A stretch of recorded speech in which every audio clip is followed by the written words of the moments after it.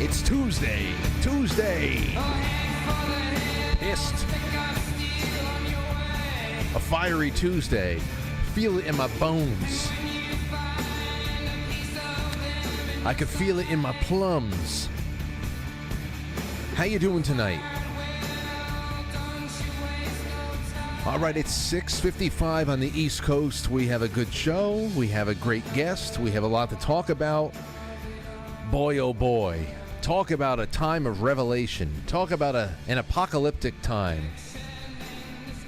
Remember, there's a big difference between apocalypse and Armageddon. We are seeing the whole game board getting revealed right now. No doubt about it. It's just incredible. Reminders every day of what you have to just remind yourself about, especially where we live and how it is occupied by the most obscene religious zealotry you can conceive of from people who claimed not to be religious at all. Friends who are enemies, enemies who are worse than you thought. Oh, God. There's just so much going on here. Welcome to the show. It's the 21st of March. It's 3/21/23. And we got Robert Phoenix coming on the show with us. People really enjoy when he's on. Talks a lot about what's going on in the skies, the alignment of stars and planets, and, of course, the history that can be correlated to all of that movement and the patterns that we see. And he's just really good at cultural commentary and just a good guy, become a good friend of the show and me. So I can't wait to have him on just to talk about everything that's happened right now. Everything. Not just the Trump stuff, which seems like, from what everybody's reporting now, that tomorrow is going to be the day. Tomorrow there is going to be an indictment, and that's it. That's it. The most rabid dogs on the planet are getting their bellies scratched tomorrow. The most rabid dogs on the planet are getting their bellies scratched, and all the dogs and all the people, you're going to see. You're going to see. Talk about a big reveal of who's who. Well, it's happening right now. Even Ron DeSantis is now confirmed a snake-faced bitch. Snake bitch.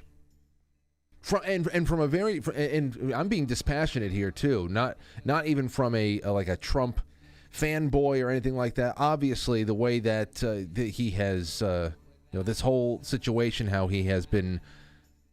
It's confirmed now. Everything that Rich Barris was telling us months ago about how he was being positioned against Trump behind the scenes, and then has just been silent about it. Trump was attacking him. We were wondering why. Well, now it's very clear why. And I think he's a scumbag first and foremost, just because he's going to be abandoning Floridians. He's going to be abandoning Floridians to try to step on the shoes of a guy who helped make him. You want to talk about a tu Brutus situation here in the middle of March. My gosh, what a snake bitch he is. That's snaky. Snaky. But we have a lot of other things to do tonight. I mean, that's going to be the most of it. There's so much to discuss, and I like doing it with Robert. He's one of my reliable guys here. So we'll do that tonight, and I hope that we get a lot of calls from you in the second half of the show. Tomorrow night, Anomaly is on, I think. I have to confirm with him. And then Dr. Peter McCullough on Thursday. On Friday, I don't know what the hell's going on. I have some ideas. Saturday, the 25th, we're going to have our Saturday night special. I know at least Matt is going to be here Saturday night. And then next week, we've got Rich Barris. We've got Grace. Really Graceful is on with us, her debut appearance. Going to be talking about her work. We're going to be talking about life in general, especially her new book. And Chris Ann Hall in April. G. Edward Griffin, I'm working on bringing him back. Dr. Albert Taylor, the Soul Traveler, a night of remote viewing. He's coming back on April 20th. And then on the 21st of April, Shane Cashman is coming back on to talk about his new paranormal book. I want to talk about some spooky stuff with Shane. I think he might be calling in remote, but who knows? Who knows? All right, ladies and gents, that's enough of that. Let's get on with the rest of this. I want to thank sponsors, but I just want to make a blanket statement about my sponsors, and it's going to come in the form of a really wonderful email that I got The email comes from Tammy, and here's what she said. And this, I said, you know what, Tammy, I'm going to use some parts of this for the show tonight. Thank you so much. She said, Frank, I hope I'm sending this to the correct email. Just wanted to take a minute to tell you that why I love Frankly World. I ordered some chocolate from Yes Cacao. I received a package yesterday. Justin enclosed an actual handwritten note along with the chocolate. Who does that? What an incredibly nice touch. What beautiful affiliates you have. I'm also a customer of Secret Nature. Another incredible bunch of folks. Also Apex Water. That's great. Next stop will probably be Pat and Gina at Blue Monster Prep, as I think we are getting pretty close to whatever they have in store for us. Take care and God bless you, Lauren and beautiful Aurora. You are the only thing I watch for entertainment, and I love Matt. I'm sure he's going to love that.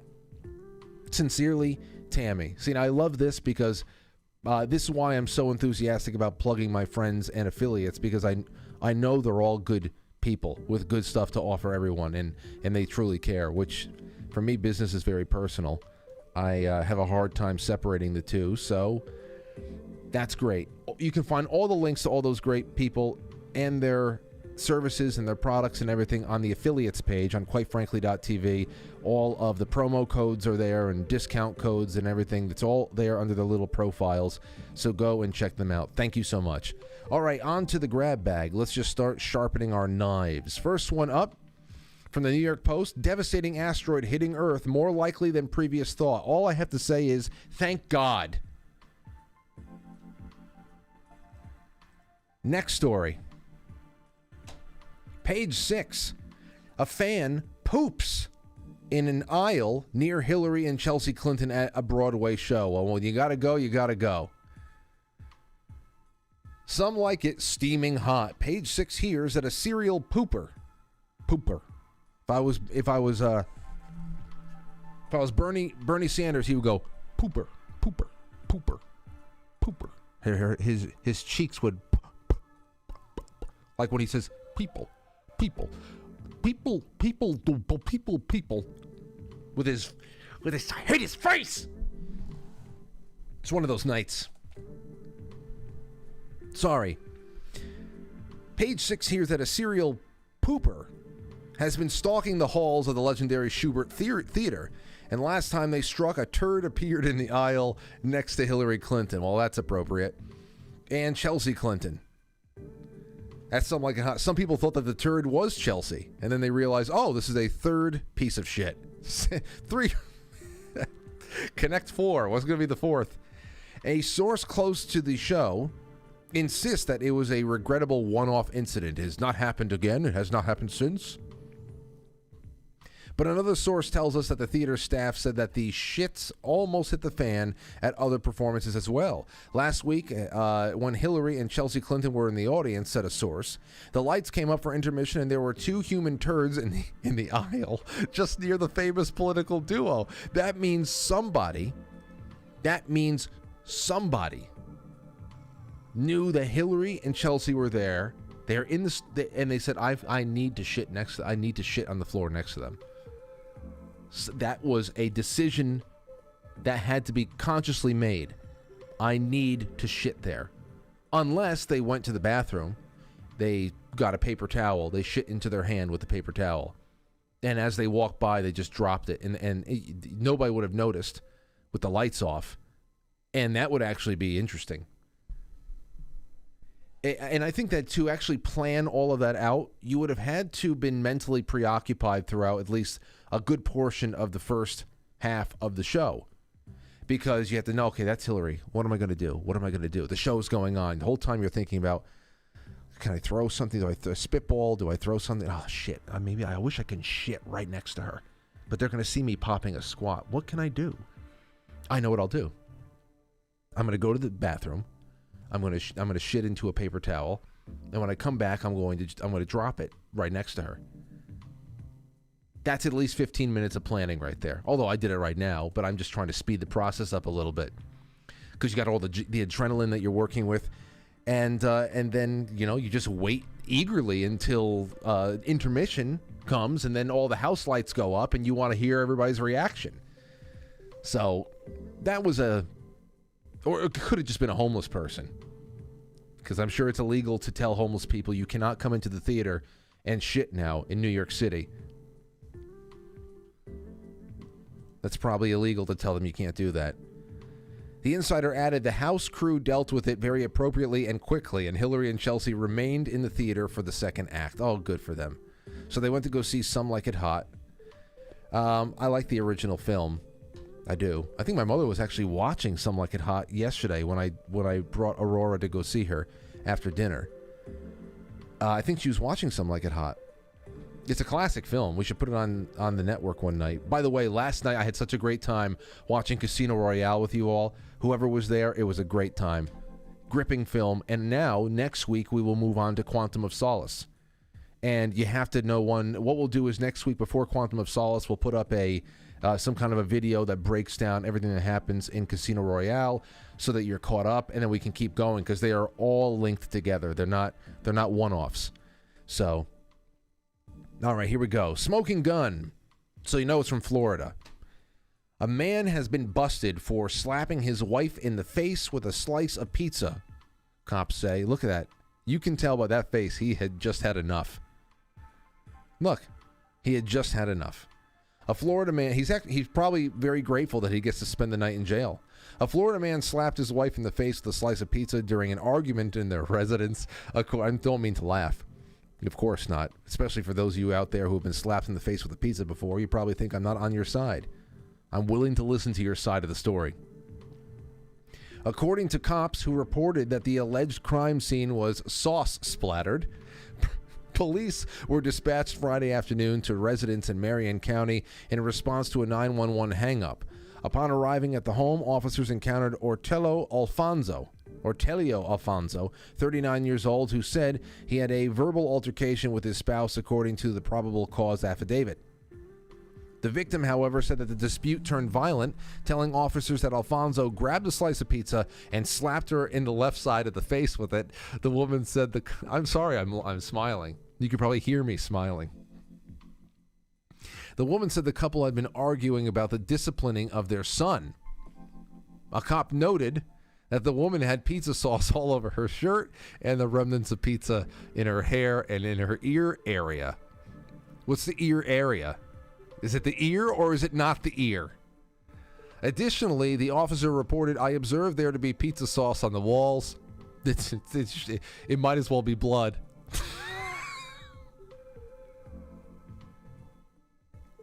And ceiling of the kitchen area, which further corroborated the victim's statement.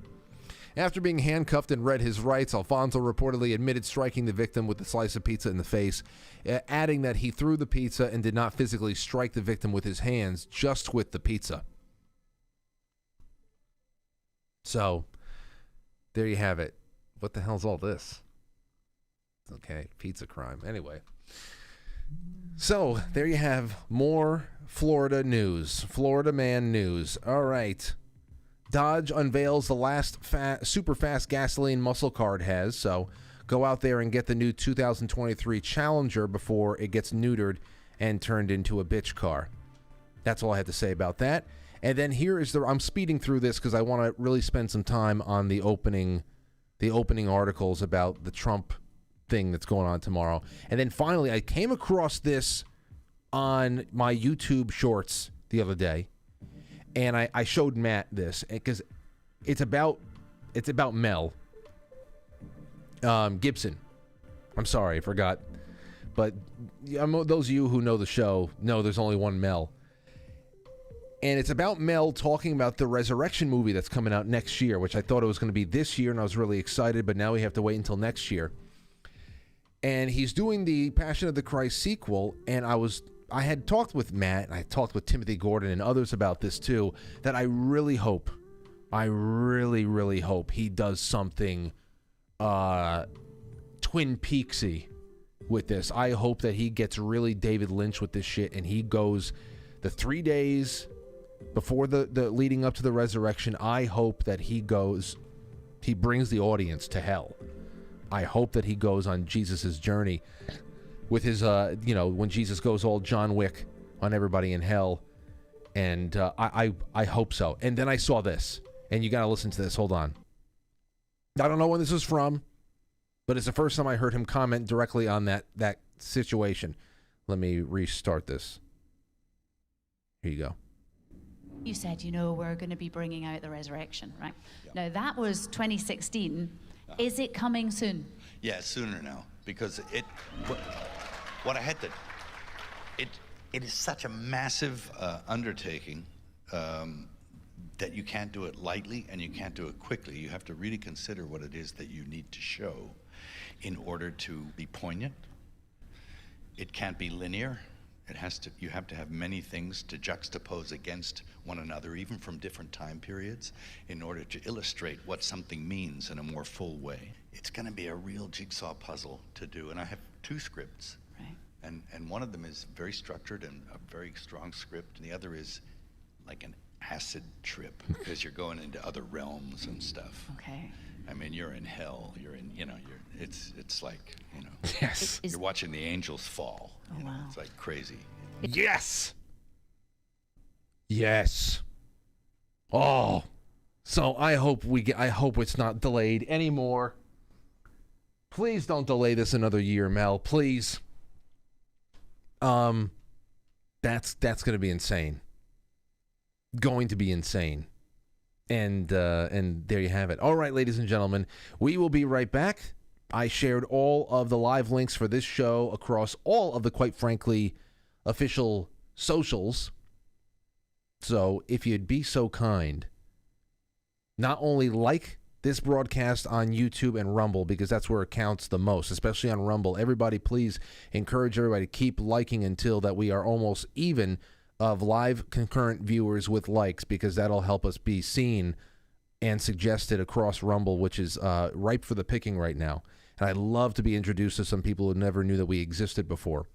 And on YouTube, just the same. Thank you guys so much. Help me syndicate the show tonight. It'd be wonderful to have your help, and I will see you on the other side of the intro.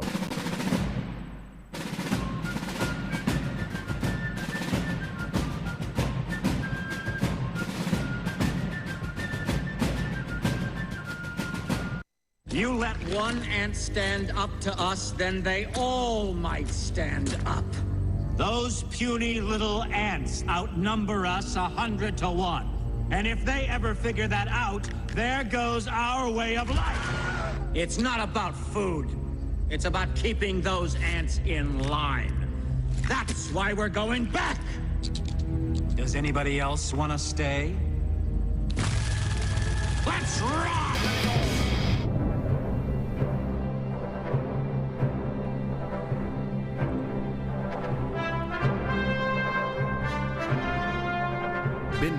It's been a year.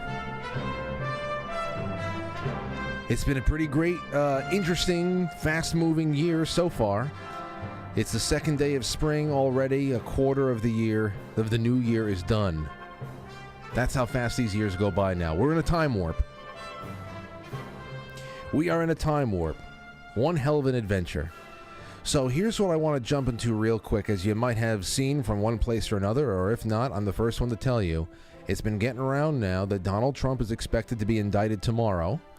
Secret Service has made plans for his surrender and appearance in a New York court next week.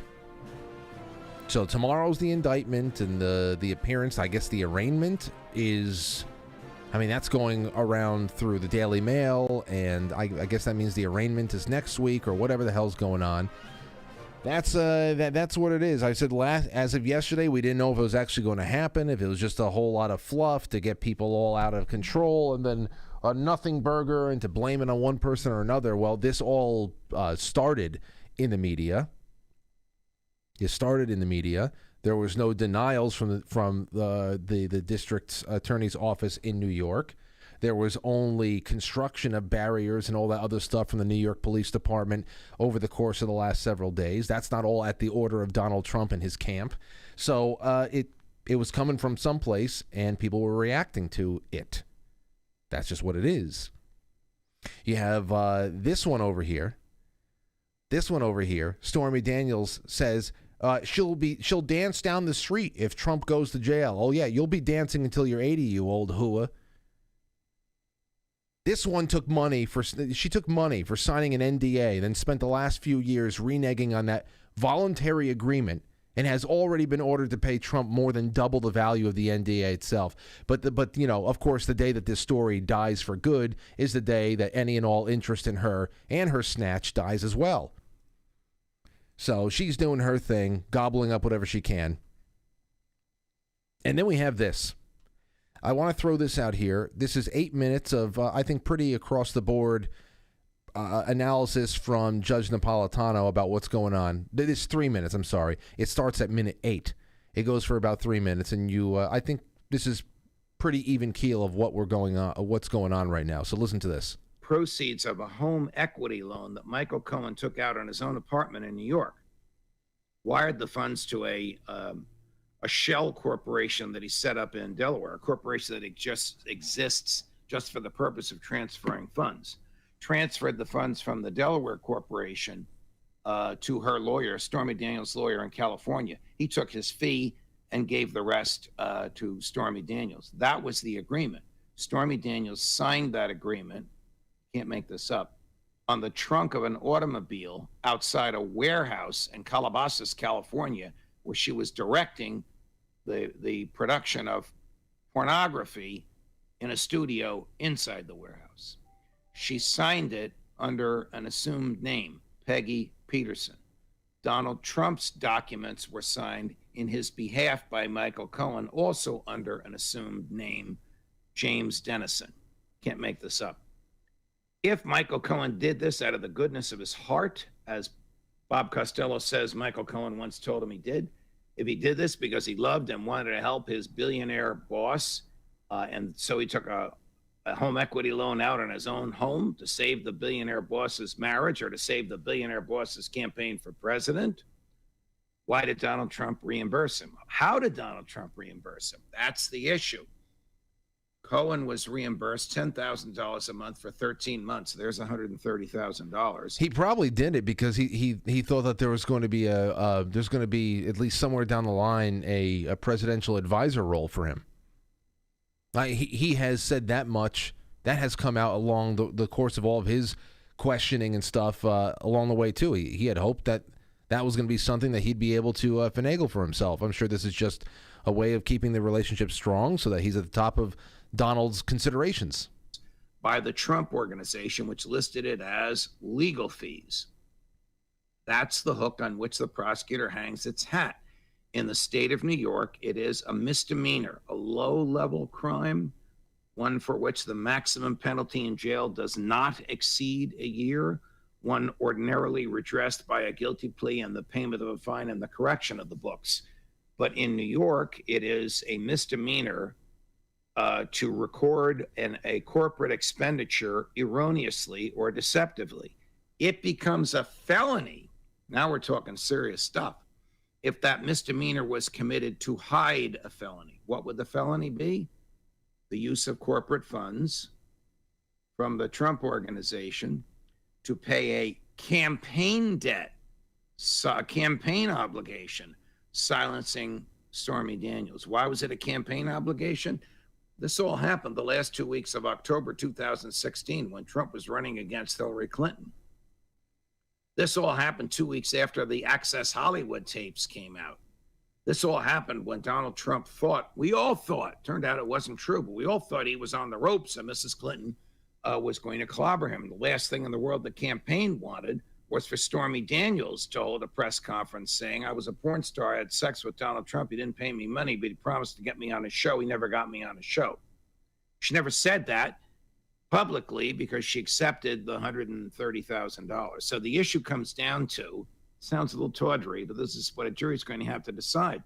That $130,000 paid by Michael Cohen through the circuitous route to Stormy Daniels of his own funds, reimbursed by the Trump Organization. Was that to save Donald Trump's marriage to Mrs. Trump? Or was it to save Donald Trump's campaign against Mrs. Clinton? So that's really what it's coming down to right now. That's what these liberal pipe dreamers in the New York court system the what do you want to call it, the justice system. It's not that. That's what these liberal pipe dreamers out there are trying to figure out how they can manage this.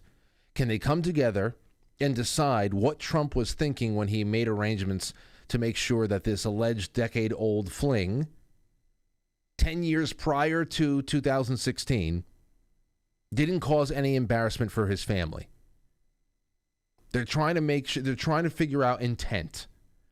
How can they say definitively, convince themselves at least? How can they convince themselves definitively that this was for the election?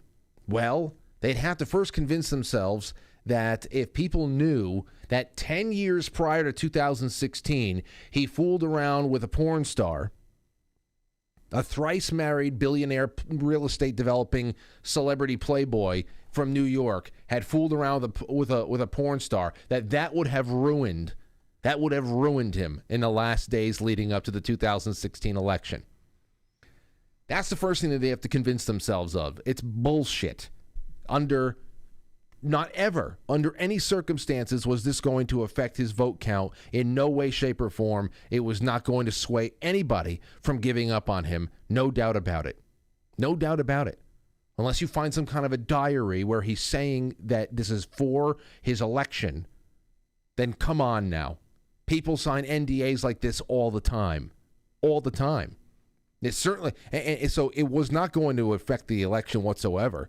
Certainly not when his opponent, and I've said this I don't know how many times, certainly not when his opponent is Hillary Clinton, who spent a career denigrating women that her husband was banging, and at times just outright raping. All right? Calling them bimbos, the big feminist that she is.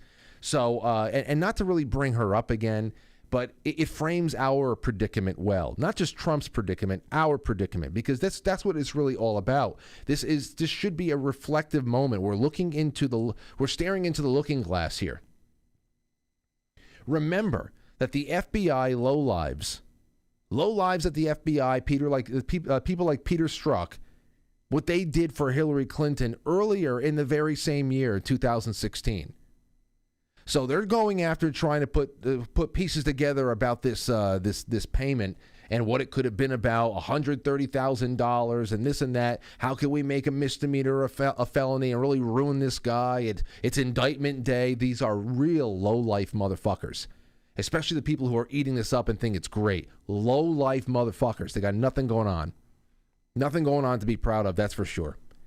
It was people like Peter Strzok who created a non-prosecutorial category of criminal activity just for Hillary and her chronic mishandling of national security information.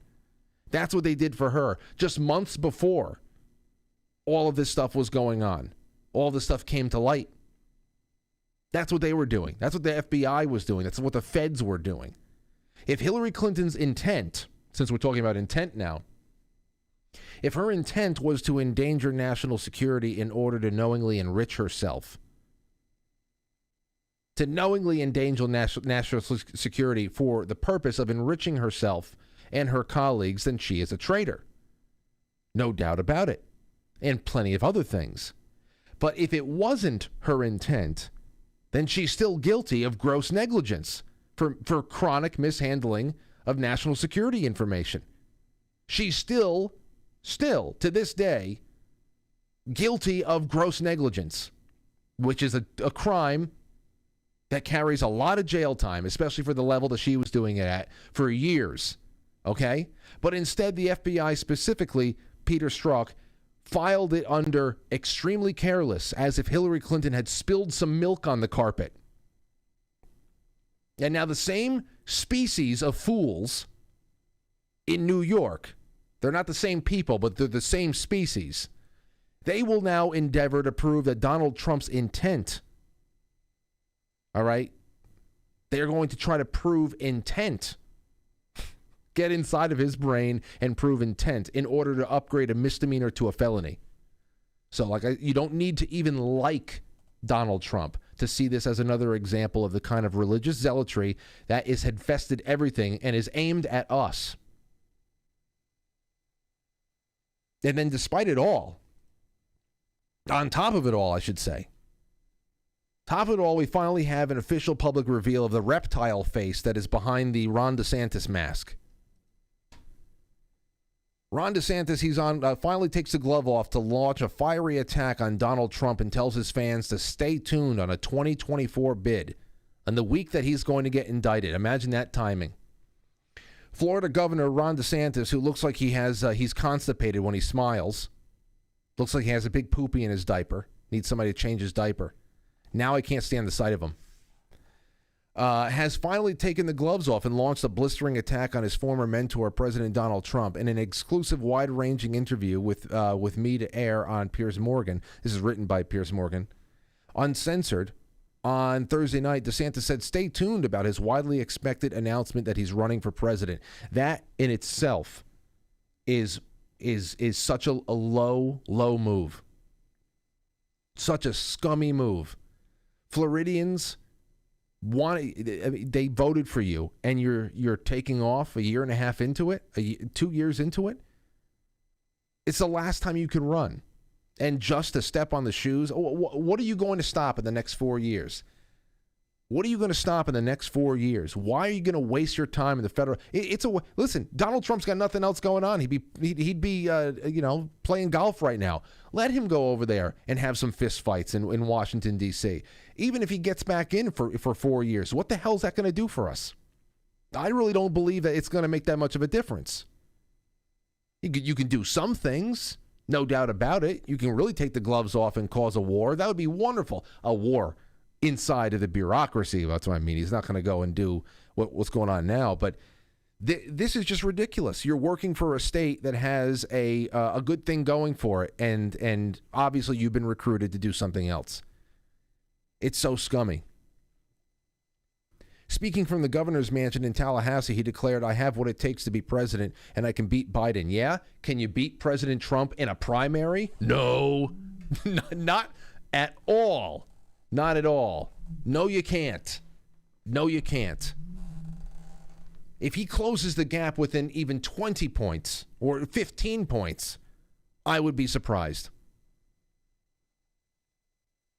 But it's what he said about Trump that will ignite the firestorm in the Republican Party. For months, DeSantis said nothing as Trump's escalated his verbal attacks on him, branding his ex-protege Ron DeSanctimonious and Meatball Ron. Well, now we know why. Now we know why. Because whatever people like Rich Barris had heard coming down the pike and in whispered, hushed tones months ago is very apparent that there was something in the works here. Yesterday, Trump went nuts after DeSantis took a shot at him over his anticipated indictment over alleged payoffs to ex-lover Stormy Daniels, saying, quote, "I don't know what goes into paying hush money to a porn star to secure silence over some type of alleged affair." The inferred morally censorious tone sparked a furious response from Trump, who raged on his own Truth Social platform. Trump, get back on Twitter, please. Okay? Stop this. Especially now. The knives are out. The knives are out. The Ides have arrived. And you're still just hanging out on Truth Social? Ron DeSanctimonious will probably find out about false accusations and fake stories sometime in the future as he gets older, wiser, and better known. When he's unfairly and illegally attacked by a woman, even classmates that are underage, or possibly a man, I'm sure he will want to fight these misfits just like I do.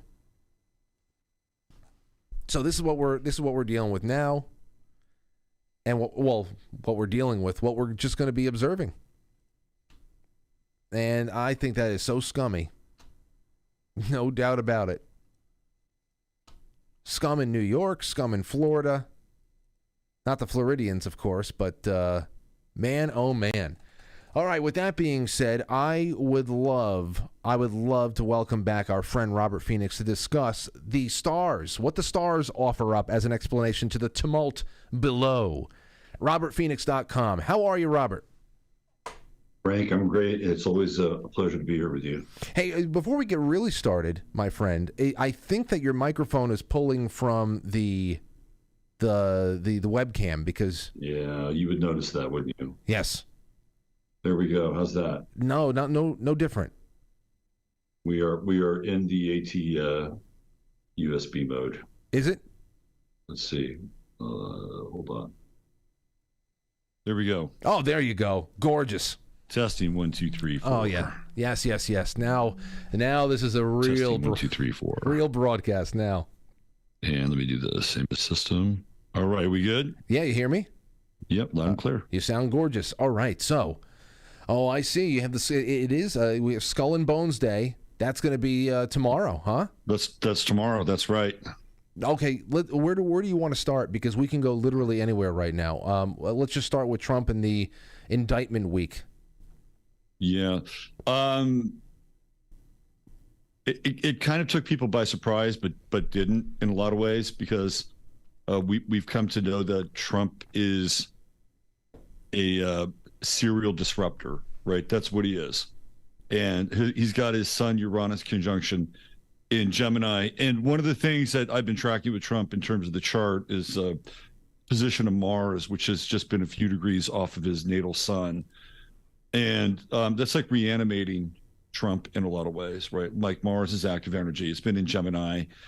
And it all started out on August 8th when Mars was in Taurus, and it was pretty much right on his midheaven. And that's when they had the raid at Mar-a-Lago. So Mars got really close to his sun, and then went retrograde, and it came back again. And just a few days after it conjuncted his sun, this whole thing started to go off. And of course, when we get into this time of year, we're in Aries season, which is your season. And we start talking about things like police and military and law enforcement more than law itself. And of course, that's what was coming out of Trump's mouth very quickly, that this thing was going to happen. And you and I had an interesting discussion briefly about, well, where did it come from, right? Where did it emanate from? Did it emanate from CNN or MSNBC, and then Trump got in and said, this is what's going to happen with me? Or did it emanate from Truth Social? In some ways, it doesn't really matter.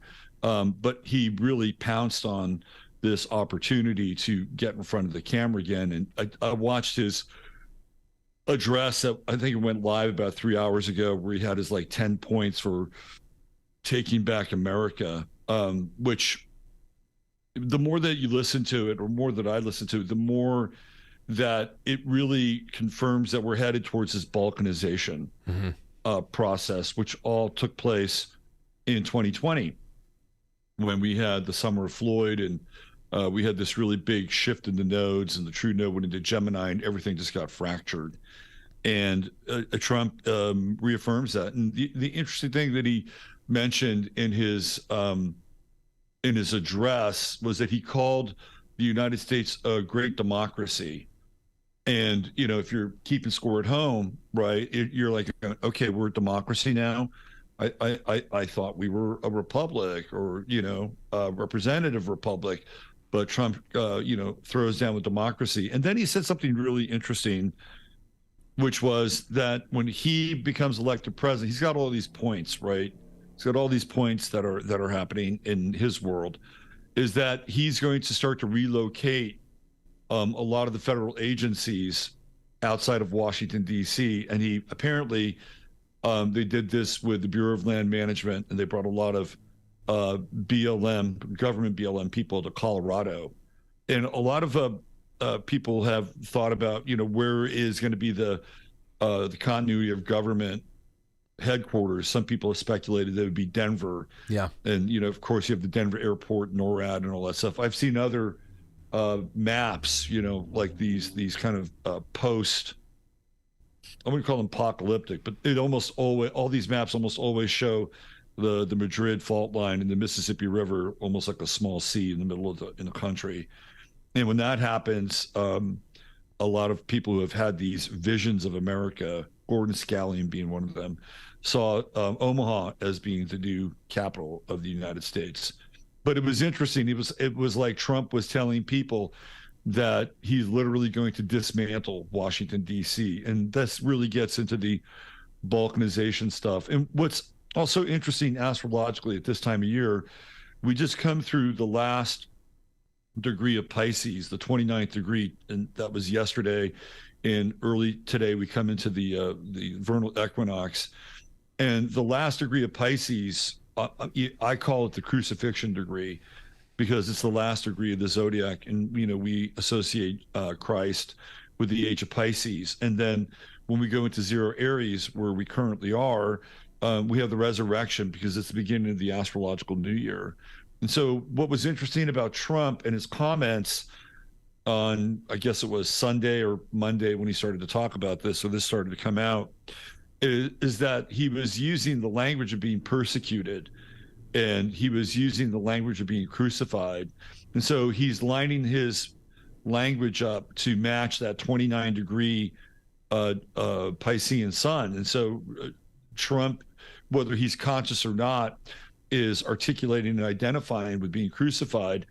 And then what's interesting is that, well, it doesn't happen, right? Like, it doesn't really happen. So he gets to live another day. So it's almost as if he was kind of resurrected off that moment of somehow being arrested today. So, oh, he's living again. Oh, he's not arrested. Well, isn't that interesting? So what he wound up doing was he wound up kind of embodying the language of being crucified and being persecuted, which we know that that's the narrative around Christ. And then clearly he's resurrected, and he's giving his 10 points to take back America today. So this is all really interesting imagery. And even when you look at like where the sun is astrologically, it's kind of coming off of this very tight conjunction with Neptune in Pisces, and it's kind of at the end degree. So we had a lot of really Piscean energy. Then Mars in Gemini, which is Trump's sign, Trump is a Gemini, is squaring Neptune. And so we get a lot of, again, sort of conflicting energy when we get into squares, especially squares with Neptune. We don't really know completely what's going on at times, but you do get a lot of sort of victimization energy with that square. So it's a really interesting time, just in terms of like how Trump has kind of moved into this sort of archetypal position of being both crucified by the left and then magically not being arrested, and then resurrected and talking about what he's going to do to save America. Well, we'll see about that tomorrow, though, right? Yeah. I mean, that's. I mean, if they're saying we're hours away and it's going to happen this week. Well, I've heard the arraignment was this week, and then I heard that it's going to happen next week. So again, we get into a lot of this confusion, right? Like this is astrological confusion with Neptune, and with Trump, he's confusing. Right. He's a really confusing guy. Like, on the one hand, you're rooting for him, and like, it's like, be the bully on the block that the right hasn't had in a while, and tear down the fake news. But then on the other hand, go out and, put pedal to the metal with Operation Warp Speed, never look back, and continue to say that it's the greatest thing that's ever happened to humanity. I mean, this is kind of the confusing nature of Trump in general. So it's more confusion, but still he managed to get it in, right? He managed to get in that today was the day that he was going to be arrested. Doesn't happen. And then he comes out and basically lays down his 10-point plan. So it kind of coheres to this model. And Trump, what's really interesting about Trump is that he has a Leo rising. So, he has the sun, the sign of the sun on his ascendant, and it's conjunct Regulus, which is the most royal of the royal stars. And he has Mars there on his sun. On his ascendant. So he is a character that engages in conflict. Trump is a conflict-oriented being. Trump is not about, extending olive branches. He'll never do that. So it's also interesting that this time of year, when we come into the spring equinox, it is the return of the sun, right? In the northern hemisphere, we've been in the pits of winter, and so now we have the return of the sun. Trump, pretty much, he's not ruled by the sun, but on his ascendant, he is, and with Mars there, he clearly is. And when you go to his penthouse suite in Trump Tower, it's really a shrine to Apollo. With the gold. He worships the sun. He's a sun worshiper, I mean, that's what Trump is. And I've heard that his nickname is Apollyon. I can't vouch for that, but that's been around these circles. Let me ask you this though, Robert. Do you do a lot of like the astro charts for public figures to be able to see like what's coming? What kind of what's building up against? So, have you looked into both Trump, DeSantis, Biden? Do you keep up with people like that, like really big public figures? And if so, what are they looking like right now? Yeah, so right before the election in November, I was paying a lot of attention to Carrie Lake. And I looked at Carrie, I think Carrie Lake is really interesting. And she's a total powerhouse. And her sun is at 0 Virgo. So Regulus has moved. Fixed stars really move, really move. But it did. It moved to 0 Virgo. So it's now the most royal of the royal stars. So Carrie Lake's astrological sign is sitting right on one of the most powerful astrological points in the zodiac with the fixed star system. And I looked at her chart and I looked at it and I said, she's not going to win, because I could see what was going on astrologically for her. I said, she's not going to win the election, but 6 months from now, it's going to come out that she actually won the election, but there's nothing she's going to be able to do about it, and that her political destiny is really more like 2-3 years out from now. And it's exactly what happened. She didn't win the election. I think a couple of days ago it came out that it looks like there's the receipts there, but there's nothing that they're going to be able to do about it. As far as Biden goes, he's hold on. really Wait, I just want to throw one other thing in there, very interesting about Carrie Lake, and maybe you had seen it, but over the last few months, with all of this still going on behind the scenes and just trying to show the world at least that, she was, gypped in a very big way. She took to some stage somewhere and said she's been approached. She has been approached with a good amount of compensation to just take a couple of years off. To stay out of the way of, I can go pick up the article here, but she's been approached to take some time off and not play the game for a little while, for whatever that means, and she rejected them outright. Whoever it was, she was very cryptic about it. But someone must see something like that in her future as well, or something about the way she carries herself that they don't want her to be a player on the chessboard right now. Yeah, no, Carrie Lake's a superstar. I mean, I've never seen anybody handle the media. She handles the media better than Trump, actually. And Trump, I thought, has been, kind of punk rock and sort of almost performance art when he handles the media. But she's even better because she has so much experience with handling media, being a media person. Yeah, I saw that, and she has a future. I didn't see it when she was running. I could see where she was going to lose, but I knew, again, looking at her chart, that 6 months, basically from the time that I was talking about it, that it would come out that she did win. And I guess recently, one of my clients called me up on Sunday and said, "You got the receipts on this?" And apparently, because she lives in Arizona, and apparently that's the news that came out. So as far as Trump, as far as these other characters go, Biden's hard. Like, I don't even know if what we're dealing with Biden. I don't know who Biden is or what Biden is. Based upon his chart, he shouldn't be alive. Be here. Right. He shouldn't be here. Right. So it's almost like there's like something reanimating this individual who shouldn't, for all intents and purposes, be here.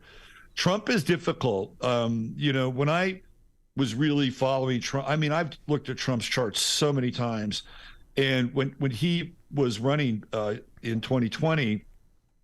There were a couple of things that really stood out about his chart. One is that he was going to have a nodal transit over his sun.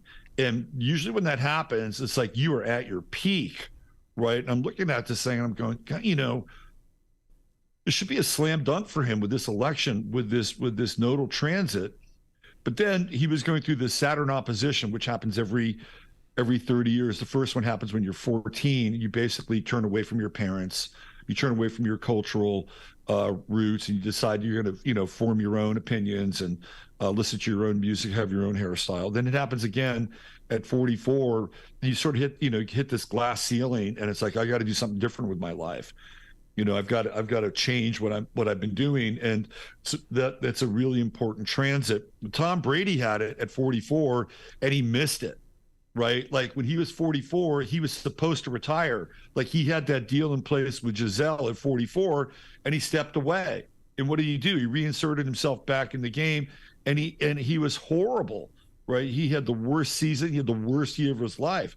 And if he had followed the Saturn opposition, he wouldn't have gone through all of this, right? The Saturn oppositions are big. So Trump hit one back in 2020 when he was 74, and that's usually a retirement opposition. And I looked at it and I kept saying to myself, well, what's going to happen here?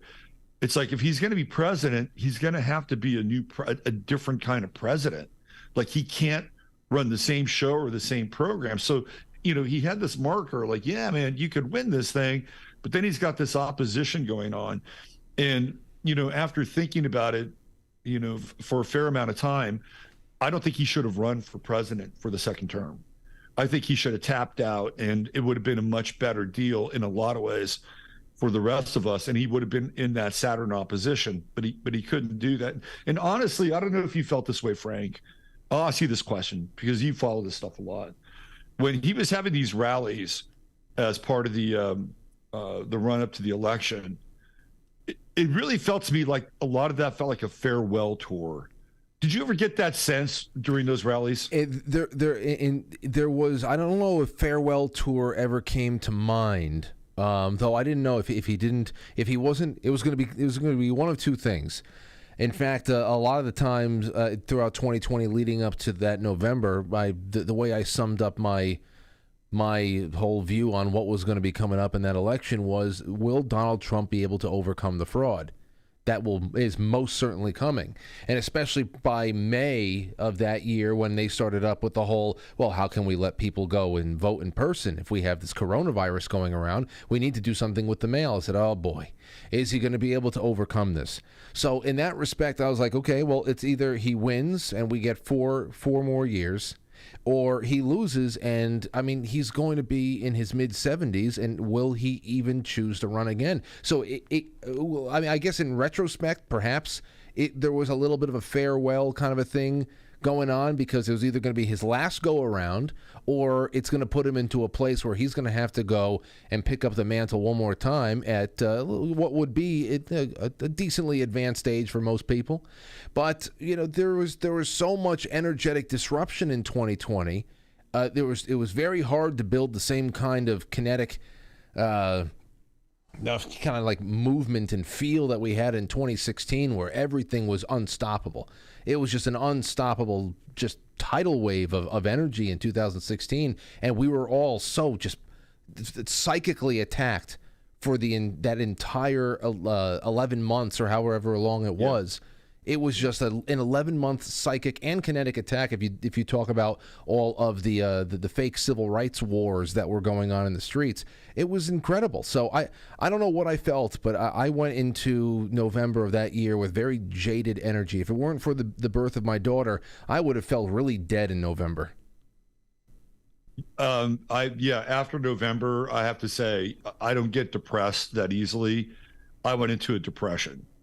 After November, going through December, I didn't pull out of that until February, honestly, and it was very difficult for me to kind of do my work during that time.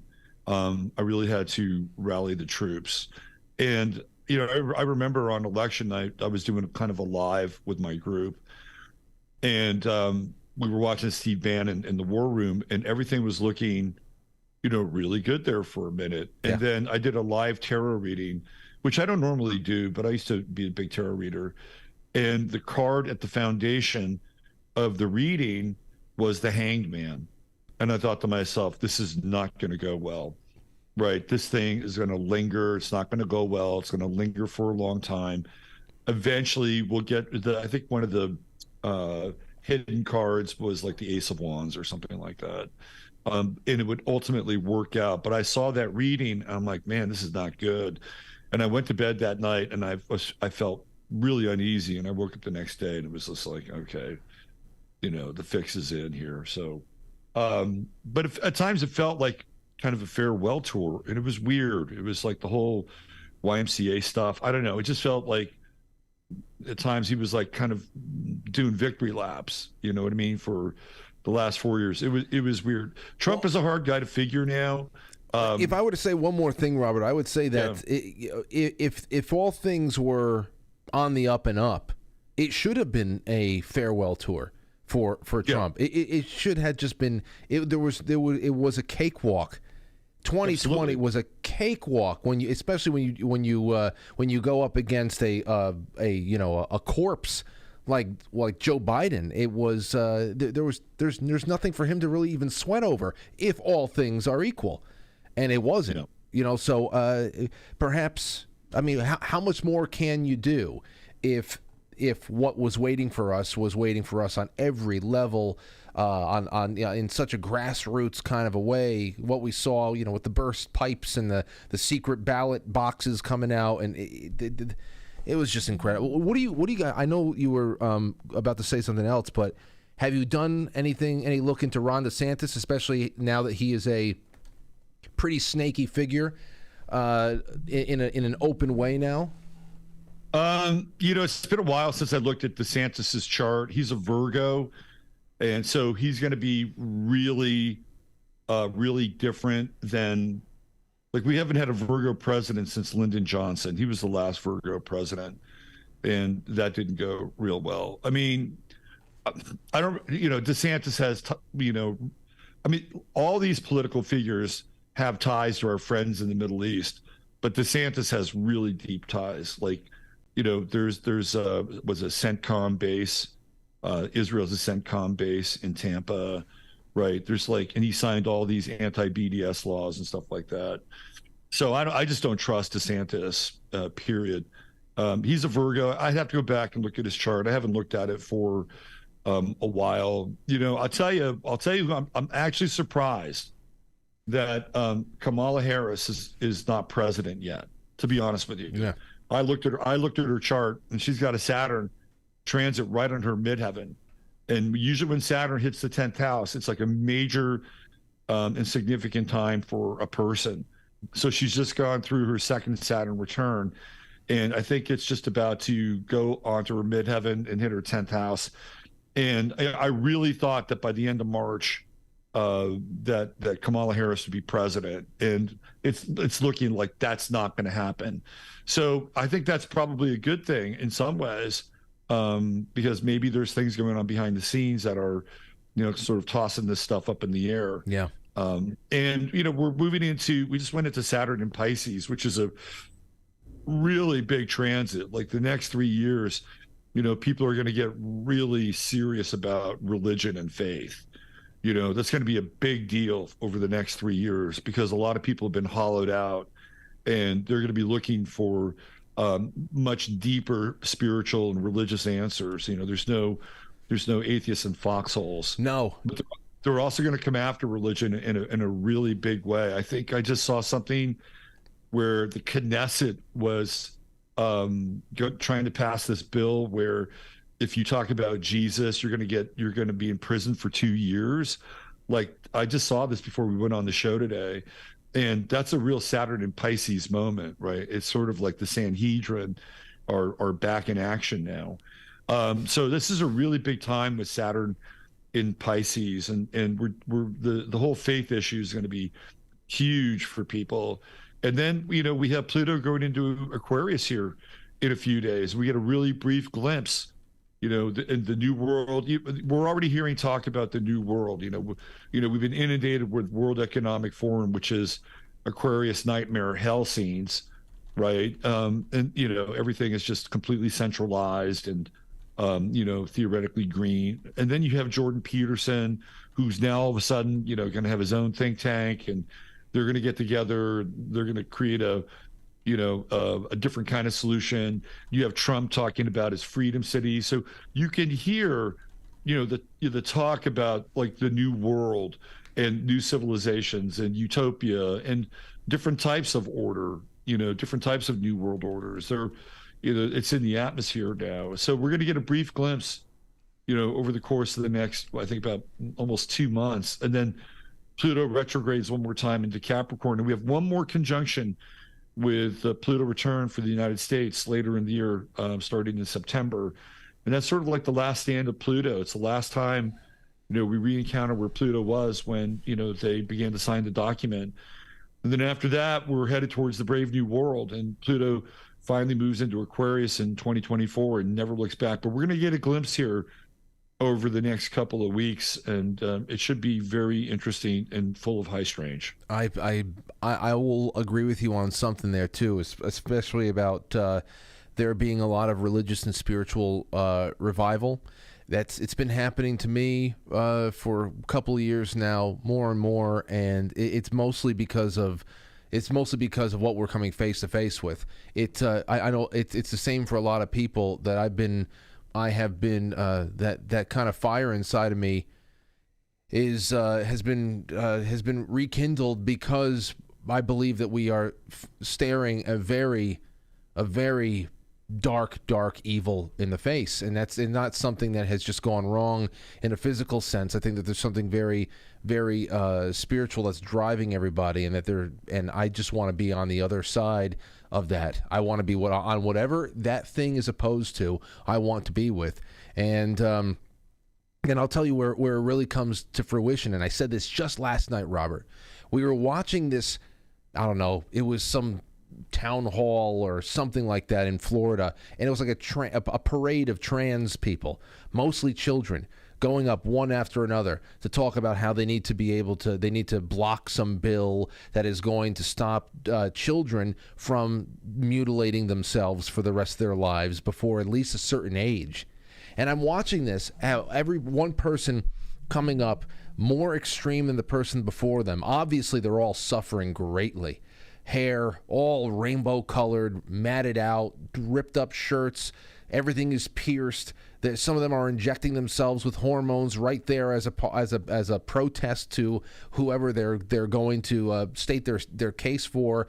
It is the most horrifying and disgusting, disturbing thing I ever saw in my life. And I said to myself, they're not going away, but they've hit the wall. This is over. All that is left.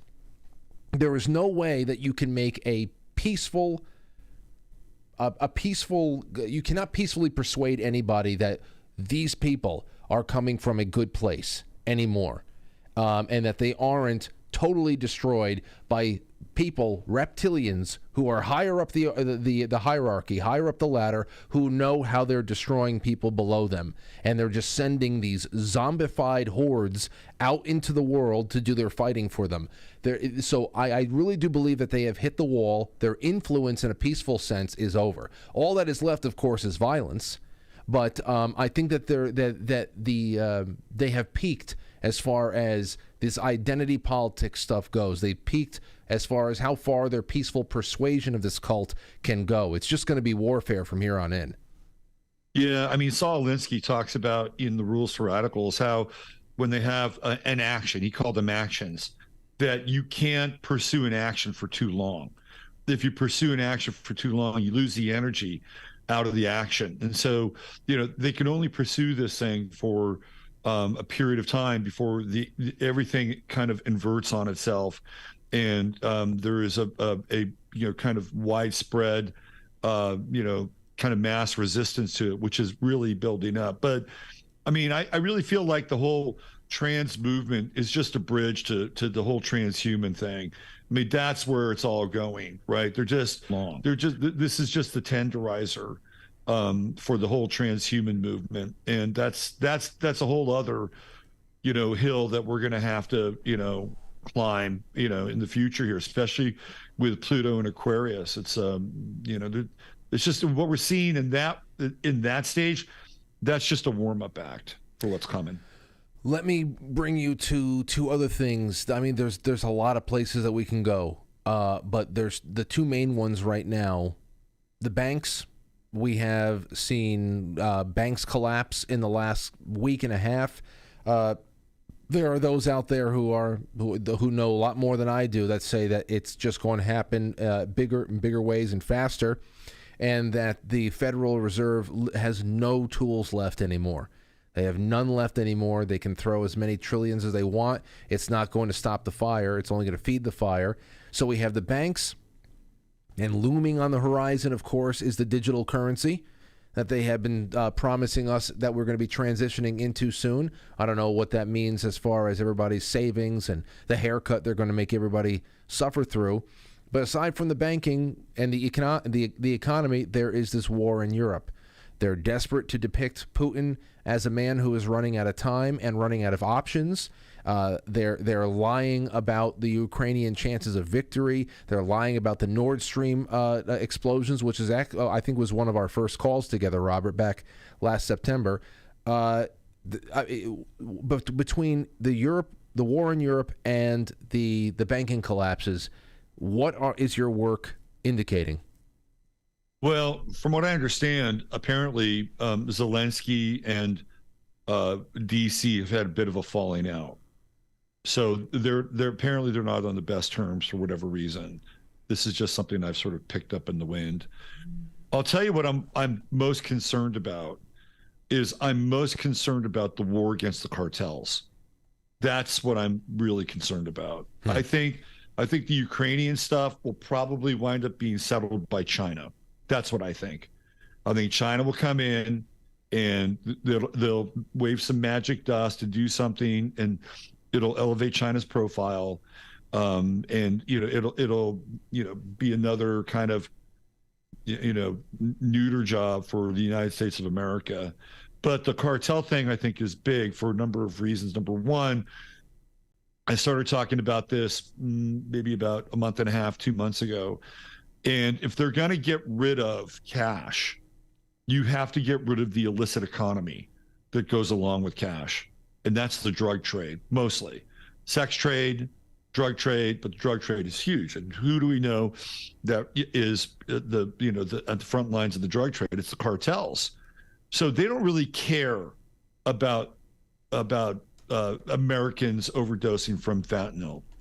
They don't really care, right? That they've never really cared. What they care about is they care about a competition or competitor to a digital economy, because I mean, theoretically, you could buy, an eighth of Coke with a CBDC, but I don't know. I don't think that's going to fly. So they've got to take down the cartels. And if you've been following what's been going on, you have Dan Crenshaw, who just put a bill into Congress that Marjorie Taylor Greene co-sponsored, and they want to declare the cartels a terrorist group. And then you had these Americans down in Mexico who were essentially down there to score drugs. I mean, that's what they were doing. And, they got involved with the wrong people. And, if you're in the cartels, you don't want Americans going back to the States with your product. It's called bad business. And so they crossed the line, literally and figuratively.